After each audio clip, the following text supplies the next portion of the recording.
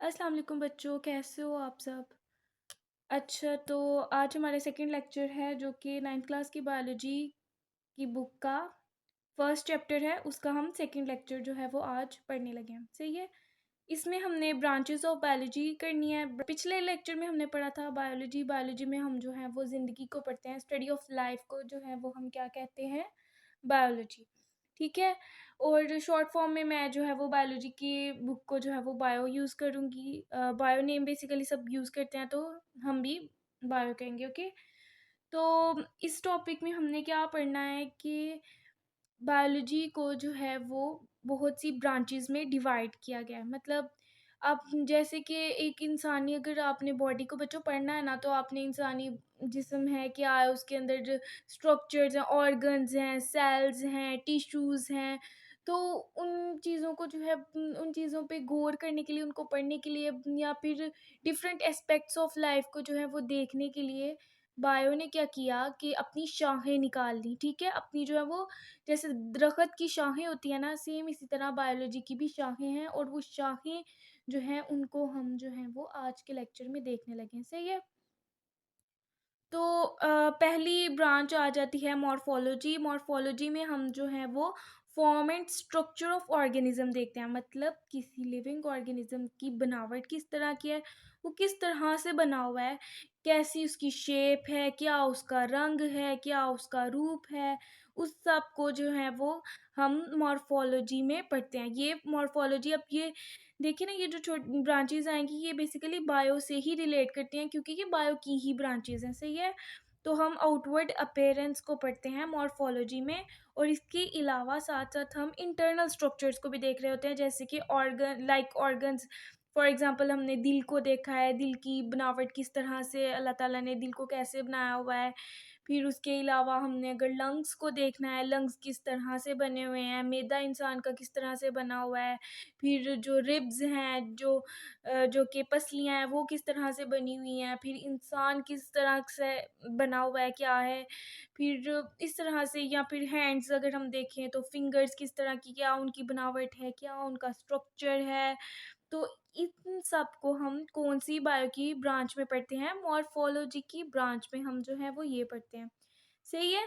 इस एक ब्रांच की आपको समझ आ गई। क्या हम करते हैं बच्चों, आउटवर्ड अपीयरेंस। आउटवर्ड अपीयरेंस के साथ साथ हम इंटरनल स्ट्रक्चर को भी देख रहे होते हैं। किसी ऑर्गेनिज्म की आउटवर्ड अपीयरेंस को भी देखते हैं, और साथ साथ इंटरनल स्ट्रक्चर्स को भी देखते हैं, बाहर से कैसा है और अंदर, उसके अंदर जो ऑर्गन्स हैं, जो अज़ा हैं। ऑर्गन्स क्या होते हैं, अज़ा को जो है वो हम क्या कहते हैं, ऑर्गन्स कहते हैं। जैसे कि ऑर्गन्स देख लें आपके अंदर, जो जैसे वही ना, दिल आ गया, फिर उसके बाद फेफड़े, जिगर, मैदा, गुर्दे। ठीक है।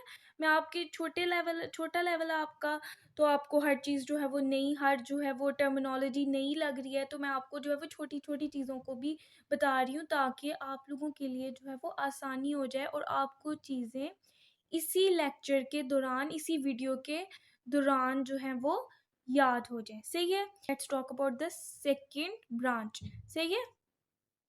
उसमें है, क्या नेम है इसका, एनाटमी। एनाटमी भी बहुत से लोग कहते हैं। सही है। तो इसमें ये जो है एमबीबीएस में जो बच्चे डॉक्टर बनेंगे ना, उनको ये सब्जेक्ट भी पढ़ना पड़ेगा।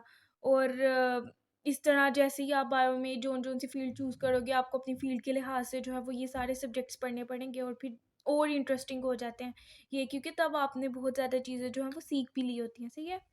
सो एनेटमी में आप लोग यही ध्यान से देख लो कि जैसे कि इंसान के अंदर जो चीज़ें होती हैं ना, जैसे मसल्स हो गए, फिर उसके बाद बोन्स हो गई, या बाकी ऑर्गन्स भी हो गए।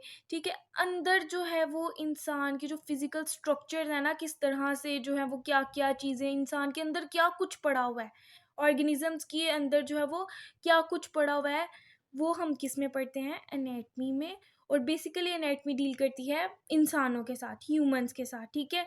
जैसे एनाटमी में जो है आपने इंसान की समझो टांग की सर्जरी करके आपने देख लिया कौन सा मसल कहाँ से गुजर रहा है, कैसा कौन सा मसल कहाँ अटैच हुआ है, कौन सी नर्व कहाँ से गुजर रही है, कौन सी वेन किधर है, कौन सी आर्टरी किधर है। तो ये सब चीज़ें जो है वो इंसान अंदर से जो है इंसान का मैप आप समझ लें कि इंसान का अंदर से नक्शा किस तरह का है, इंसान किस तरह का अंदर से बना हुआ है।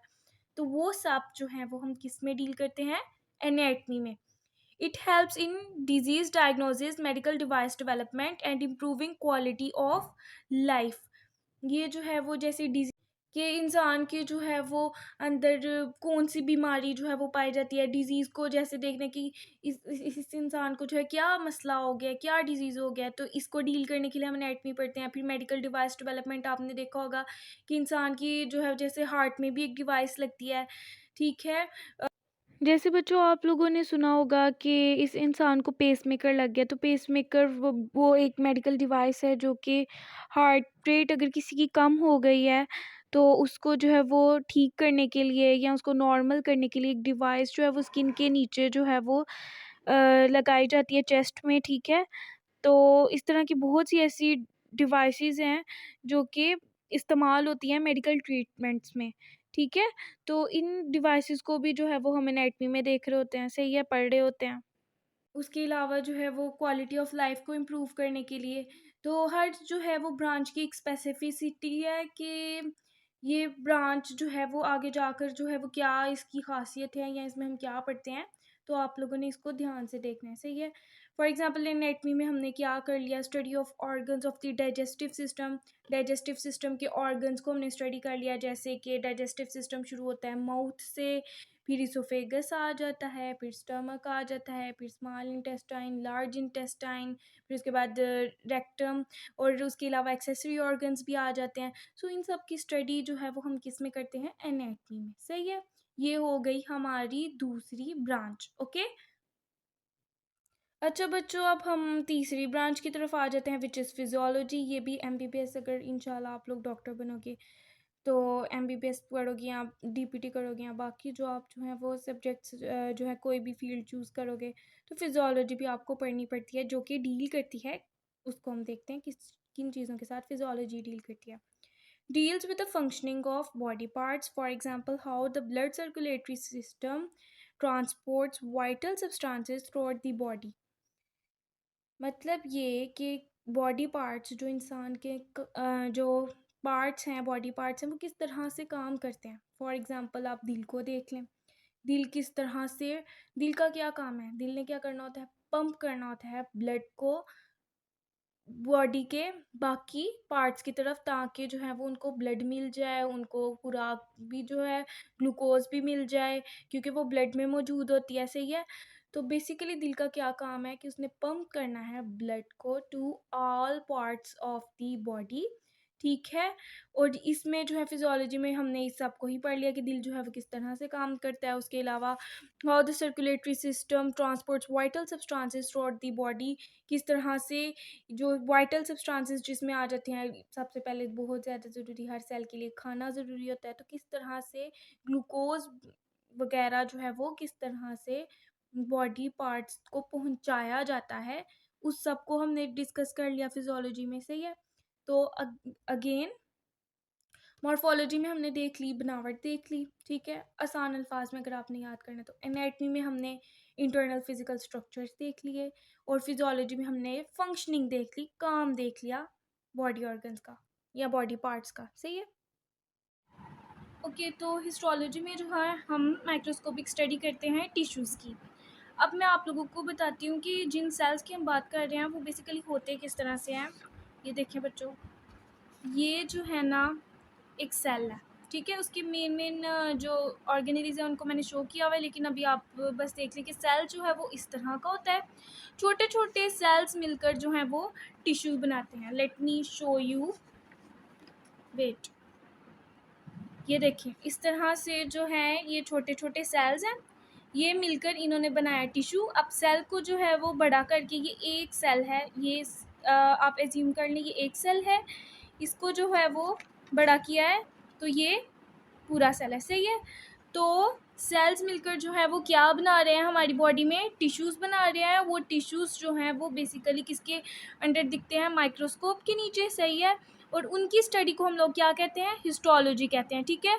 और टिश्यू एग्जामिनेशन जो है वो, अगर हम किसी ऑर्गन के जो है वो टिश्यूज़ को देख रहे हैं तो इसका हमें क्या फ़ायदा होगा, हम डिज़ीज़ को डायग्नोस करेंगे कि इस इंसान को जो है वो कौन सी बीमारी है। फिर ड्रग स्टडीज़ करेंगे, मतलब हम लोग जो ड्रग्स मीन्स मतलब कि दवाइयों को स्टडी करेंगे। And understanding organ structure and function, और हम जो है वो ऑर्गन के स्ट्रक्चर और फंक्शन को जो है वो अच्छे तरीके से समझ पाएंगे। मतलब अगर आपने एक ऑर्गन का टिश्यू लिया तो टिश्यू से आप जो है वो अंदाज़ा लगा सकते हैं कि ये ऑर्गन का स्ट्रक्चर कैसा होगा, फिर उसका फंक्शन कैसा होगा, ठीक है।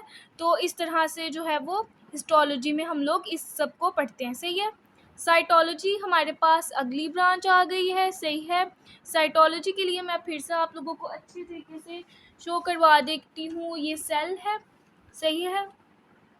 इस सेल की जो स्टडी होती है ना, इस पूरे के पूरे जो है वो सेल की स्टडी को हम क्या कहते हैं, साइटोलॉजी कहते हैं, ठीक है। ये सेल है, ठीक है, ये उसके अंदर न्यूक्लियस है। अभी आप लोग मेन चीज़, बस मेन चीज़ें जहन में रख लें, सही है। ये हमारे पास सेल आ गया, सही है। ये उसका न्यूक्लियस आ गया, सही है। ये प्लाज्मा मेम्ब्रेन आ गई। आगे जब आपका जो है वो एक पूरा चैप्टर भी आया सेल के ऊपर, सही है। तो इन सब ऑर्गेनेलीज को, सेल को आप डिटेल में पढ़ोगे उस वाले चैप्टर के अंदर, सही है। सेल की स्टडी को हम लोग क्या कहते हैं, साइटोलॉजी कहते हैं। क्या कहते हैं, साइटोलॉजी, ठीक है। Study of cells that is building blocks of life. जैसे ईंटें मिलकर, छोटी छोटी ईंटें मिलकर जो है वो पूरी की पूरी दीवार बनाती हैं, इसी तरह यही सेल्स मिलकर मिलकर तो क्या बनाते हैं, पूरा का पूरा जो है वो एक ह्यूमन बॉडी बना देते हैं, पूरी की पूरी ह्यूमन बॉडी बनाते हैं, ठीक है। तो अगर आपकी बिल्डिंग ब्लॉक्स की बात की जाए, या समझ लो इंसान की, आप लोगों के लिए एग्जांपल जो है वो इजी हो जाएगी कि इंसान की जो है वो बिल्डिंग ब्लॉक्स है, इंसान की ईंटें कौन सी हैं जी, वो सेल हैं, सही है। तो अब आप लोगों ने जो है वो अपने घर वालों को बताना है, हमारे पास भी सेल हैं, मेरे अंदर भी सेल मौजूद हैं, सही है। तो बच्चों, इंटरेस्ट लेकर अगर आप लोग पढ़ोगे तो चीज़ें आप लोगों के लिए उतनी ही आसान हो जाएंगी। जितना आप लोग जो है वो चीज़ों को समझ के पढ़ोगे, शौक से पढ़ोगे, उतनी चीज़ें आपके लिए आसान होती जाएंगी, सही है। अब cytologist unravel the fundamental structures of cells and their organelles. और जो साइटोलॉजिस्ट हैं उन्होंने जो है वो स्ट्रक्चर ऑफ सेल्स को और उनके अंदर जो ऑर्गेनेलीज हैं उनको जो है वो, उनके बारे में जो है वो स्टडी करते हैं, सही है। ये सेल है पूरा का पूरा, और ये जो इसके अंदर छोटे छोटे आपको दिख रही हैं ना चीज़ें, ये क्या है, ऑर्गेनेलीज हैं। जैसे न्यूक्लियस ऑर्गेनेली है, फिर ये जो है वो वैक्यूल्स ऑर्गेनेलीज हैं, सही है। तो ये छोटी छोटी ऑर्गेनेलीज हैं, जैसे माइटोकॉन्ड्रिया है, वगैरह वगैरह, सही है। तो साइटोलॉजिस्ट जो है वो उसको स्टडी करते हैं, सही है। They also study the mechanisms of cell division. और जो है वो मैकेनिज़्म ऑफ सेल डिवीजन को भी स्टडी करते हैं कि किस तरह सेल जो है वो डिवाइड करता है। फॉर एग्ज़ाम्पल, मैंने आपकी आसानी के लिए जो है वो यहाँ पे ड्रॉ किया सेल है, ठीक है। ये एक सेल जो है वो डिवाइड करता है दो सेल्स के अंदर, सही है। दो सेल्स के अंदर डिवाइड करता है, जिसको हम क्या कहते हैं, माइटोसिस कहते हैं, सही है। ये भी हम जो है वो, इसकी डिटेल्स भी आपके जो है वो चैप्टर्स में मौजूद होगी अगले, सही है। एक सेल किस तरह से दूसरे सेल्स में जो है वो बन जाता है, साइटोलॉजिस्ट जो है वो इसको भी स्टडी करते हैं, सही है। साइटोलॉजी में बच्चों हमने क्या पढ़ा, सेल्स की स्टडी को पढ़ा। साइटोलॉजी में जो है वो हमने सेल्स की स्टडी की, सही है। और हिस्टोलॉजी में हमने जो है वो टिश्यूज़ की स्टडी की, सही है। सिंपल। अब कोई आपसे पूछे हिस्टोलॉजी क्या है, स्टडी ऑफ टिश्यूज़। साइटोलॉजी क्या है, स्टडी ऑफ सेल्स, सही है। अब जो है हम अपनी अगली ब्रांचेस की तरफ आ जाते हैं, सही है। अगली जो ब्रांच है हमारे पास कौन सी है, मॉलिक्यूलर बायोलॉजी। मॉलिक्यूलर बायोलॉजी में हमने जो है वो क्या पढ़ना है, study of biological molecules like carbohydrates, proteins, lipids and nucleic acids. Biological molecules जो हैं बच्चों, अब वो क्या होते हैं कि हमारी बॉडी के अंदर मॉलिक्यूल्स मौजूद होते हैं। आप लोगों ने केमिस्ट्री तो पढ़ी होगी, केमिस्ट्री में आप लोगों ने एटम्स भी पढ़े हैं, मॉलिक्यूल्स भी पढ़े हैं, सही है। तो मॉलिक्यूल्स होते हैं, मॉलिक्यूल्स हमारी जो है वो बॉडी के अंदर होते हैं, जिनकी एग्जांपल्स हमारे पास कार्बोहाइड्रेट्स आ जाती है, प्रोटीन्स आ जाते हैं, लिपिड्स आ जाते हैं, न्यूक्लिक एसिड्स आ जाते हैं। सही है। तो हमारी बॉडी के अंदर कार्बोहाइड्रेट्स भी पाए जाते हैं। कार्बोहाइड्रेट्स जो है बेसिकली आप लगा लें कि शुगर के मॉलिक्यूल्स हैं। फिर प्रोटीन्स जो कि आपके मसल्स बनाते हैं। सही है। फिर लिपिड्स हैं। फिर न्यूक्लिक एसिड्स जो कि आपके डीएनए वगैरह आ जाते हैं। सही है। तो ये और लिपिड्स जो है वो आपकी जो है वो सेल मेम्ब्रेन्स में आ जाते हैं। सही है। तो ये मॉलिक्यूल्स जो हैं ये हमारी बॉडी के अंदर जो हैं वो पाए जाते हैं। सही है। Molecular biologists also study fundamental life processes, develop drugs and create genetically modified organisms। ठीक है। जो मॉलिक्यूलर बायोलॉजिस्ट होते हैं वो जो है वो लाइफ प्रोसेसेस को जो है वो स्टडी करते हैं। फॉर एग्जांपल जैसे कि आपके हर सेल्स के अंदर जो है वो रेस्पायरेशन होती है, जिसमें जो है वो ग्लूकोज टूटती है ऑक्सीजन की प्रेजेंस में और कार्बन डाइऑक्साइड और वाटर बनाती है। ठीक है ना। अभी आप इसको डिटेल में ना समझें, लगाने की रेस्पायरेशन भी एक इम्पॉर्टेंट लाइफ प्रोसेस है। ठीक है।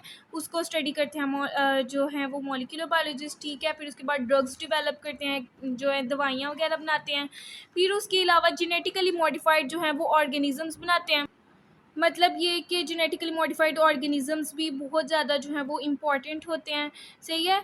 तो ये सारा काम जो है वो मॉलिक्यूलर बायोलॉजिस्ट का है। सही है।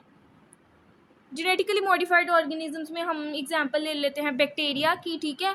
फॉर बैक्टीरिया में जो है वो स्पेशल जो है वो प्रोसीजर्स करते हैं। ठीक है। फिर वो बैक्टीरिया क्या करने लग पड़ते हैं, इंसुलिन बनाने लग पड़ते हैं। ठीक है। और इंसुलिन आप लोगों ने देखा है कि आपके घर में जो है वो बुजुर्ग जो होते हैं वो भी इंसुलिन ले रहे होते हैं। सही है। तो ये बेसिकली क्या होता है, जेनेटिकली मॉडिफाइड जो है वो इंजीनियरिंग बेसिकली हो रही होती है, जिसका ये फ़ायदा होता है। सही है।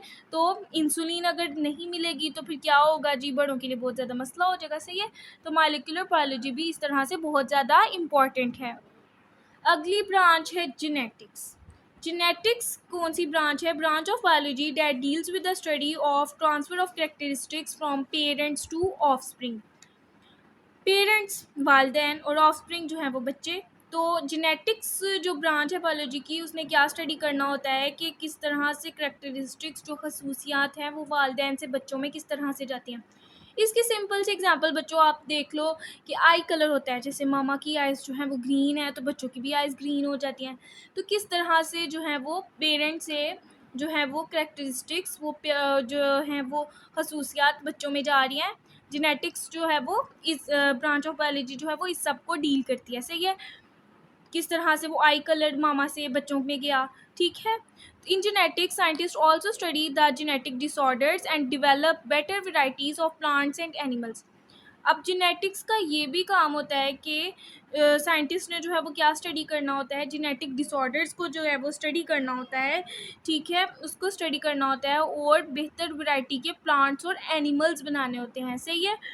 और एग्जांपल जेनेटिक डिसऑर्डर की मैं, जैसे कई बच्चों ने सुना होगा डाउन सिंड्रोम या फिर हीमोफीलिया एक बीमारी है। हीमोफीलिया ऐसी बीमारी है कि उसमें जो है वो एक इंसान का खून जो है वो बहता जाता है क्योंकि ब्लड प्रॉपरली जो है वो क्लॉट नहीं होता है। ब्लड जो है वो प्रॉपरली क्लॉट नहीं होता है। सही है। ये एग्जांपल। ठीक है। एग्जांपल खैर इसको आप समझ लें ध्यान से। सही है। अब जो वेरी अच्छा बच्चों, आज हमने जो है सॉरी, एक हमारी ब्रांच तो रह ही गई, एम्ब्रियोलॉजी। सही है। जेनेटिक्स में हम डायरेक्ट आ गए थे, अब हम एम्ब्रियोलॉजी पढ़ते हैं। Embryology study of the process of development of organism from fertilised egg. Embryology में हम जो है वो क्या स्टडी करते हैं कि पूरा का पूरा ऑर्गेनिज्म, पूरा का पूरा जानदार जो है वो किस तरह से बन रहा है एक फर्टिलाइज्ड एग से। फर्टिलाइज्ड एग में बच्चों क्या होते हैं कि फर्टिलाइज्ड एग में जो है स्पर्म्स और एग सेल मिलकर एक फर्टिलाइज्ड एग बनाते हैं। ठीक है। अब उस फर्टिलाइज्ड एग से किस तरह से पूरा का पूरा ऑर्गेनिज्म बन रहा है, ये जो है वो आप लोगों ने जो है वो स्टडी करना होता है। In this branch scientist study tissue and organ formation, कि किस तरह से जब बच्चा जो है वो पैदा नहीं हुआ होता, मतलब बच्चा अभी जो है वो एम्ब्रियोलॉजिकल स्टेट में होता है या माँ के पेट में बच्चा होता है। ठीक है। तो किस तरह से उसके जो है वो टिश्यूज़ बन रहे होते हैं, सही है, किस तरह से उसके जो है वो ऑर्गन्स बन रहे होते हैं, ठीक है। इस सब को जो है वो एम्ब्रियोलॉजिस्ट पढ़ते हैं। आइडेंटिफाई बर्थ डिफेक्ट्स, के बर्थ डिफेक्ट्स क्या होंगे, इस बच्चे को जो है वो पैदाइशी कौन कौन सी बीमारियां हैं, उस सब को पढ़ते हैं। एंड डेवलप मेडिकल ट्रीटमेंट, और इनका जो है वो मेडिकल ट्रीटमेंट जो है वो डेवलप करते हैं, सही है। सो एम्ब्रियोलॉजिस्ट जो है वो ये सब काम करते हैं, सही है। सो पैलेंटोलॉजी ब्रांच है बायोलॉजी की, उसमें हम क्या पढ़ते हैं, branch of biology that deals with the study of fossils, जो कि फॉसिल्स के बारे में जो है वो पढ़ती है। जिस ब्रांच में हम फॉसिल्स को पढ़ते हैं उस ब्रांच को क्या कहते हैं, पैलेंटोलॉजी, सही है। फॉसिल्स जो है वो ऑर्गेनिजम्स के जो है वो ट्रेसेस होते हैं। अब इसको मैं आपको समझाने के लिए जो है वो बताती हूँ कि जैसे आप लोगों ने देखा होगा पुराने ज़मानों के अंदर या बहुत सालों पहले, बहुत ही पहले, इन जो है वो ऑर्गेनिजम्स ऐसे होते थे, अर्थ पे मौजूद होते थे, ज़मीन पर ऐसे जानदार पाए जाते थे जो कि अब मौजूद नहीं है।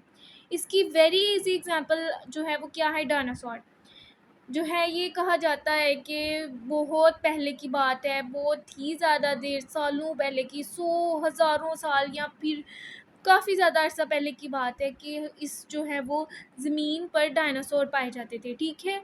तो पैलेंटोलॉजी जो है वो इस तरह के जानदारों को जो है वो स्टडी करती है। इसमें जो है वो क्या पढ़ा जाता है, इसमें जो है वो फॉसिल्स को स्टडी किया जाता है, जो कि उन ऑर्गेनिजम्स के जो ट्रेसेस जो मौजूद हैं अभी, जो बचे कुचे, उनके बारे में जो है वो स्टडी करती हैं, ठीक।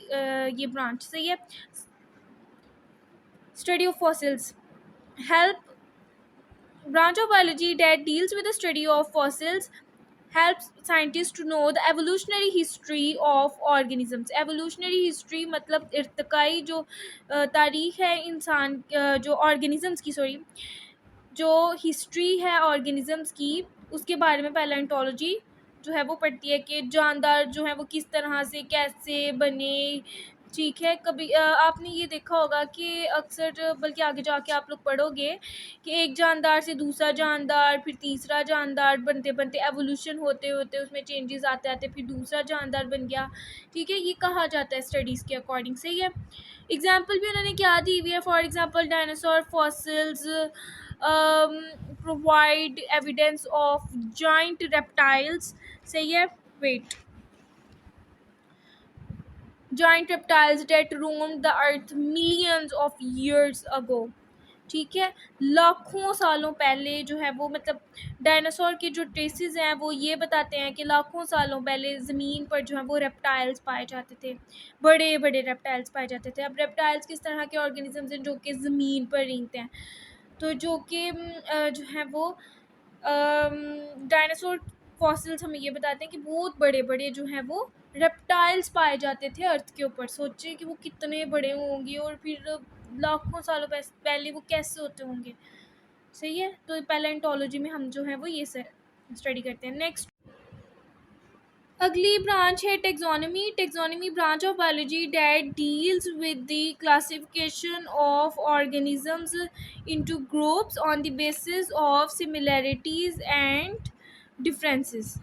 टेक्सोनॉमी जो है वो ऐसी ब्रांच है बायोलॉजी की जो कि क्लासिफिकेशन ऑफ ऑर्गेनिजम्स को डील करती है, ठीक है, कि उनकी सिमिलैरिटीज़ की बेसिस पे, सिमिलैरिटीज़ मतलब सेम जो उनके अंदर करेक्टरिस्टिक्स हैं उसकी बेसिस पे, और डिफरेंसेस जो कि उनमें डिफरेंट जो है वो खसूसियात है उनकी बेसिस पे जो क्लासिफिकेशन हुई होती है ऑर्गेनिजम्स की, उसको स्टडी करती है, सही है।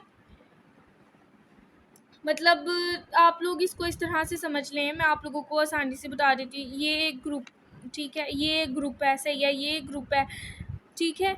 तो ग्रुप्स में जो सेम जो है वो सिमिलैरिटीज़ वाले ऑर्गेनिजम्स हैं वो एक ग्रुप में आ गए, सही है। तो टेक्सोनॉमी जो है वो इस तरह से जो है वो क्लासिफिकेशन को स्टडी करती है, सही है। अगली है line classification of organisms. Wait, classification of organisms helps to organize and understand the diversity of life, identify new species and new evolutionary relationships। अब ये जो क्लासिफिकेशन होती है ऑर्गेनिजम्स की, ये मदद करती है कि इस चीज़ को समझने के लिए कि लाइफ जो है वो कितनी ज़्यादा डाइवर्स है। मतलब अल्लाह ताला ने एक सिर्फ खाली इंसानों को थोड़ी ना पैदा किया, अल्लाह ताला ने पौधे भी पैदा किए हैं, फिर अल्लाह ताला ने जो है वो जानदार भी जो है जानवर भी पैदा किए हैं, फिर इस तरह से। तो जब वो डिवाइड करने पे आए साइंटिस्टों ने देखा कितने ज़्यादा जानदार, इतने ज़्यादा जानदार हैं। तो ये जो है वो टेक्सोनोमी ने हमें ये बताया कि लाइफ जो है वो बहुत ज़्यादा डाइवर्स है, उसकी मुख्तलिफ इकसाम है, कीड़े मकोड़े भी आ गए वगैरह वगैरह। फिर न्यू स्पीशीज़, नए नए जानदारों को भी जो है वो आइडेंटिफाई किया टेक्सोनोमी ने। और एवोल्यूशनरी रिलेशनशिप्स के ये जो इस ऑर्गेनिज़म का ये वाले जानदार से क्या जो है वो एवोल्यूशनरी जो है वो ताल्लुक़ है हिस्ट्री में, या इनका आपस में क्या है, किस तरह से। क्योंकि वही ना, ये एक स्टडी भी बताती है कि ये ऑर्गेनिज़म इस ऑर्गेनिज़म से ऐसे ऐसे निकला। सही है कि एक बायोलॉजिकल स्टडी है जो कि आप हायर क्लासेस में जाके पढ़ोगे। सही है। अगली ब्रांच, नेक्स्ट ब्रांच बच्चों हमारे पास आ गई है इकोलॉजी। इकोलॉजी में हम लोग क्या करते हैं, branch of biology that deals with the relationship between organisms and their environment. ऐसी ब्रांच है बायो की जो कि डील करती है ऑर्गेनिजम्स का रिलेशनशिप इन्वायरमेंट के साथ, अपने माहौल के साथ। आप लोग देखते हो कि सर्दियाँ आती हैं तो हम लोग जो है वो मोटे कपड़े निकाल लेते हैं, गर्मियाँ आती हैं तो हम लोग जो है वो बारीक कपड़े पहनने लग पड़ते हैं। तो ये हमारा एक हिसाब से रिस्पॉन्स होता है अपने माहौल के साथ। सही है। जो है आप सियालकोट में होते हो तो आप, गर्मियाँ जी बहुत ज़्यादा, तो आप सियालकोट में होते हो, आप जो गर्म कपड़े पहन रहे हो। फिर जब आप नॉर्दर्न में, जब आप जो है वो ऐसे इलाकों में चले जाओ जहाँ बर्फ़बारी हो रही हो, या ऐसे इलाके जो ठंडे होते हैं, तो वहाँ पर आप लोग जो है वो जो है मोटे कपड़े पहन रहे होते हो। बहुत सर्दी में आप लोग कहीं निकल रहे हो तो आप जो है वो उस अपने माहौल के साथ जो है वो अपने आप को ढाल लेते हो। ठीक है। तो इकोलॉजी जो है वो इस सब को डील करती है। सही है। आगे, ecology helps to conserve biodiversity and address environmental problems. Ecology जो है वो बायोडाइवर्सिटी को जो है वो महफूज करने के लिए, या ऑर्गेनिज़म्स को जो है वो महफूज करने में भी मदद देती है। आप लोगों ने देखा होगा कि बहुत से ऐसे जानदार हैं जो कि आपको कहते नहीं है ये एक्सटिंक्ट हो जाना है, इस जानदार ने ख़त्म हो जाना है, दुनिया से ही ख़त्म हो जाना है। तो इकोलॉजी जो है वो हमें मदद देती है कि हम जो है वो उन जानदारों को बचा सकें, या कोई ऐसे जो है वो चीज़ें करें कि वो जानदार जो है वो ज़्यादा जल्दी ख़त्म ना हो। ठीक है। And address environmental problems, for example the food chain.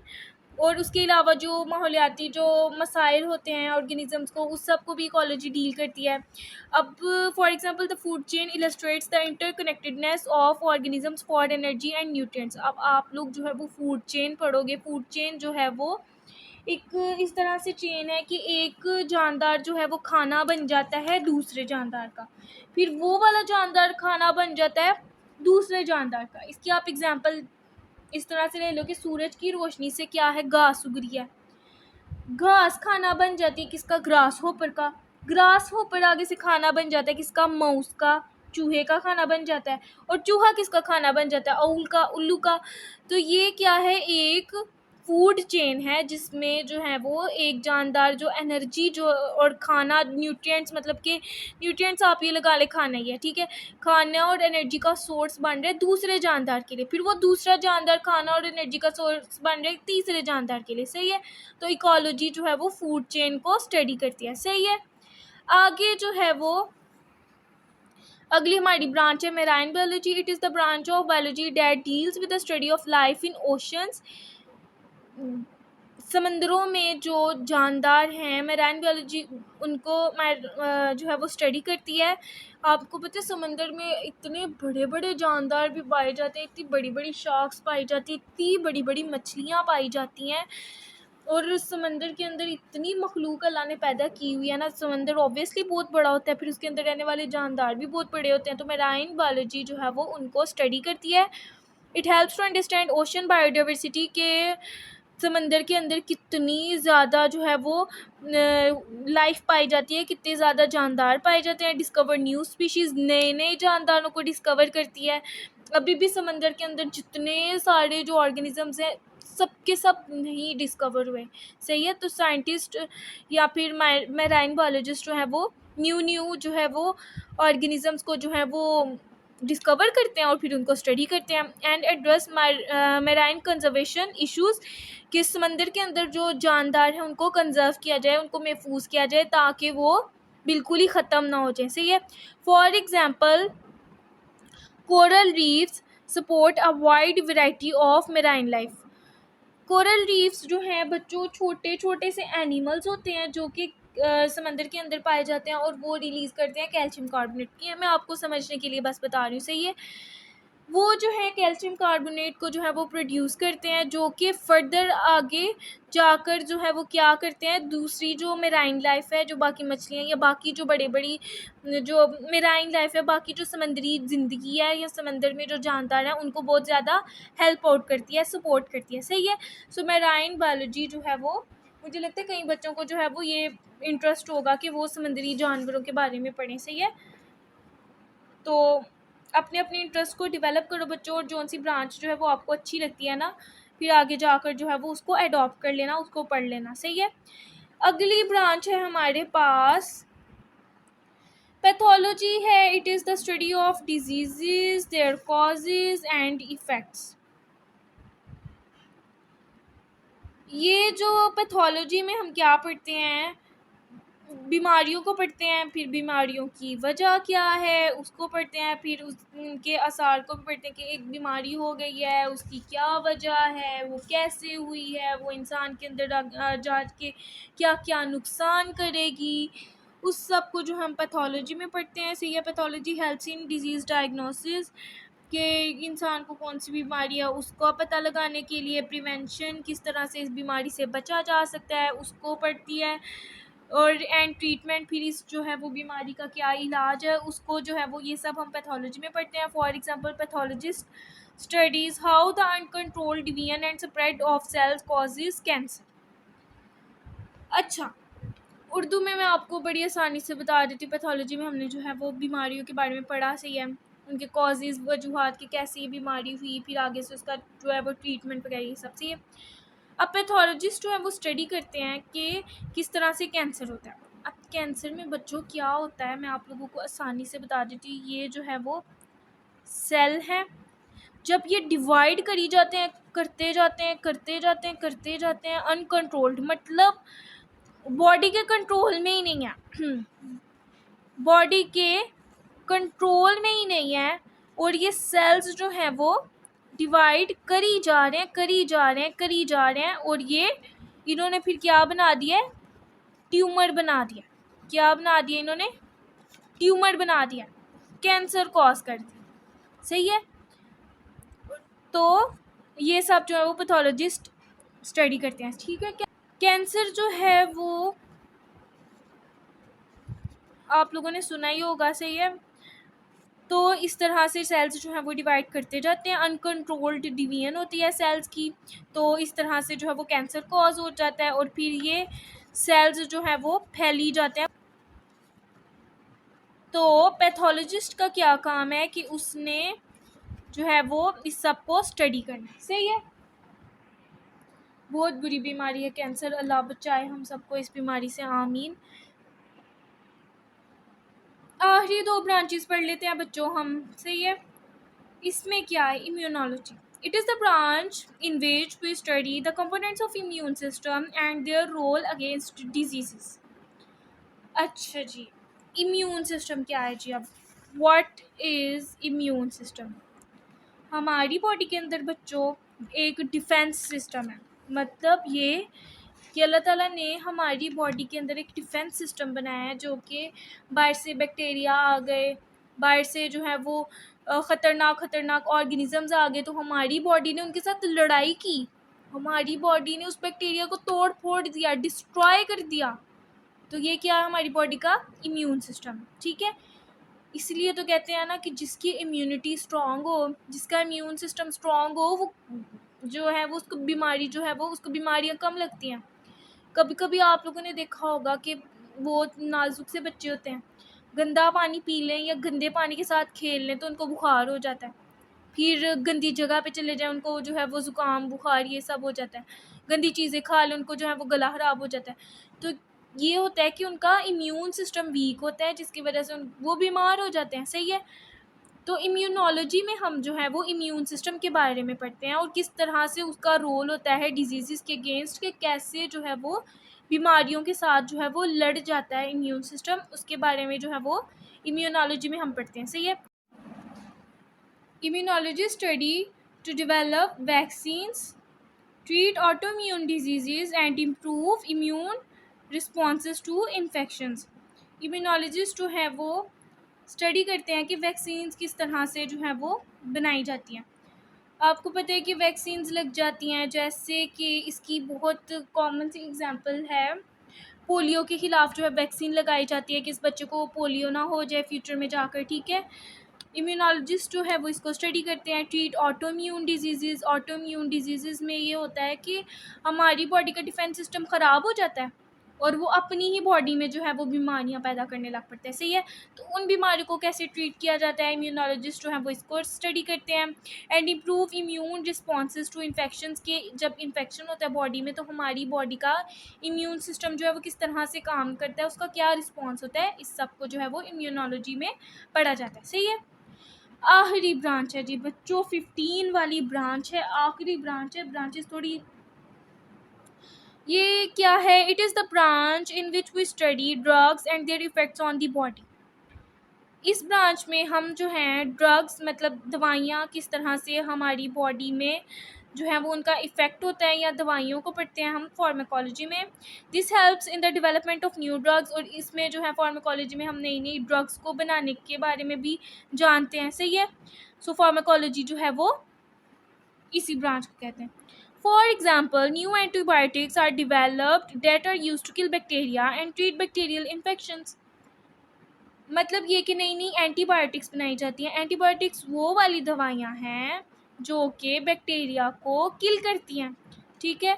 नई नई एंटीबायोटिक्स बनाई जाती हैं टू किल बैक्टीरिया, बैक्टीरिया को मारने के लिए और बैक्टीरियल इन्फेक्शंस को ट्रीट करने के लिए। सही है। तो थैंक गॉड कि हमारी जो है वो ब्रांचेस कंप्लीट हो गई हैं। अब जो है आप लोगों की आसानी के लिए, बहुत ज़्यादा आप लोगों की आसानी के लिए मैं जो है क्या करने लगी हूँ कि आपको जो है वो फिर से जो है रिवाइज करवा देती हूँ ताकि आप लोगों के लिए चीज़ें जो है वो मज़ीद आसान हो जाएं। सही है। तो ये रिवीजन जो है वो आपकी बहुत ज़्यादा काम आएगी। ब्रांचेस ऑफ बायोलॉजी मतलब बायोलॉजी की कौन सी शाखें हैं। मॉर्फोलॉजी में हमने क्या स्टडी किया, study of structure, study of form and structure of organism, के ऑर्गेनिज्म जो है वो किस तरह से जो है वो उसकी शेप है, कलर है, पैटर्न है, इसके अलावा जो है वो इंटरनल स्ट्रक्चर्स भी देख लिए। ठीक है। ये मॉर्फोलॉजी में हमने पढ़ लिया। एनाटॉमी में हमने क्या पढ़ लिया, इंटरनल फिजिकल स्ट्रक्चर्स के अंदर से जो है वो इंसान के अंदर जो है वो या ऑर्गेनिज्म के अंदर जो है वो क्या क्या चीज़ें हैं, जैसे कि इंसान का दिल है वो किधर मौजूद है, कौन सी नर्व है उसके पास जाती है, वगैरह वगैरह। सही है। फिर उसके अलावा फिजियोलॉजी में हमने जो है वो फंक्शनिंग ऑफ बॉडी पार्ट्स के जो है वो बॉडी पार्ट्स किस तरह से काम करते हैं। फॉर एग्जांपल हमने देख लिया जी सर्कुलेटरी सिस्टम किस तरह से जो है वो वाइटल सब्सटेंसेस जो है वो थ्रू आउट दी बॉडी जो है वो पूरी बॉडी तक पहुंचाता है। सही है। फिर उसके अलावा हिस्टोलॉजी में जो है वो हमने क्या पढ़ लिया, स्टडी ऑफ टिश्यूज़ को स्टडी कर लिया। साइटोलॉजी में हमने जो है वो सेल्स को पढ़ लिया। सही है। फिर मॉलिक्यूलर बायोलॉजी में हमने जो है वो मॉलिक्यूल्स पढ़ लिए। एम्ब्रियोलॉजी में हमने जो है वो एम्ब्रियो के बारे में पढ़ लिया, या वो ऑर्गेनिज्म जो कि अभी जो है वो माँ के पेट में है उसके बारे में पढ़ लिया। ठीक है। उसके जो वो ऑर्गन्स किस तरह से बन रहे हैं, उसके अंदर टिश्यूज़ ऑर्गन्स किस तरह से बन रहे हैं वो पढ़ लिया एम्ब्रियोलॉजी में। जेनेटिक्स में हमने जो है वो ये पढ़ लिया कि किस तरह से माँ बाप के जो है वो कैरेक्टरिस्टिक्स जो है वो बच्चों में जाते हैं, ये सारा कुछ वगैरह वगैरह। इसके अलावा बाकी चीज़ें भी हम पढ़ रहे हैं, लेकिन मैं आप लोगों को जो है वो मेन इंपॉर्टेंट चीज़ें बता रही हूँ। ठीक है। कि आपकी जो है वो जैसे ही आपके सामने लफ्ज़ आए आपको पता चल जाए बच्चों इसको ये कहते हैं। सही है। फ़ौरन क्विक हम जो है वो रिवीजन करते हैं। पैलेंटोलॉजी में हम क्या करते हैं, पैलेंटोलॉजी में स्टडी ऑफ फॉसिल्स। टेक्सोनॉमी में क्लासिफिकेशन ऑफ ऑर्गेनिजम्स। सही है। उसके बाद आगे आ गई ब्रांच जी, आगे आ गई इकोलॉजी। इकोलॉजी में ऑर्गेनिजम्स का क्या रिलेशनशिप है उनकी इन्वायरमेंट के साथ, हम वो पढ़ते हैं। सही है। मेराइन बायोलॉजी में हम लोग जो है वो समंदरों में जानदारों के बारे में पढ़ते हैं। पैथोलॉजी में हम जो है वो इंसान के अंदर बीमारियों के बारे में पढ़ते हैं, ठीक है। इम्यूनोलॉजी में हम क्या पढ़ते हैं जी, हमारा जो है वो इम्यूनोलॉजी में जो है वो हम ये पढ़ते हैं कि हमारा इम्यून सिस्टम किस तरह से काम करता है, सही है। फिर उसके अलावा फार्माकोलॉजी में हम जो है वो ड्रग्स के बारे में पढ़ते हैं, सही है। सो हमारा जो है वो ब्रांचेस कंप्लीट हो गई हैं बच्चों, ध्यान से इसको पढ़ लेना। Hope so you got my lecture, आपको समझ आ गई होगी अच्छे से। मेरे चैनल को लाइक करें, सब्सक्राइब करें और इस वीडियो को ज़्यादा से ज़्यादा शेयर करें ताकि आपके ज़्यादा से ज़्यादा जो है वो दोस्त आसान लेक्चर्स लें और अच्छे नंबरों से पास हो जाएं, सही है। Have a very good time, have a nice life and goodbye बच्चों, अल्लाह हाफिज़। और अगली वीडियोस भी देखते रहना, सही है। कमेंट्स करो और जो जिन चीज़ों की आपको समझ नहीं आई उसके बारे में पूछो और इंशाल्लाह मैं जवाब दूँगी। ओके, अल्लाह हाफिज़।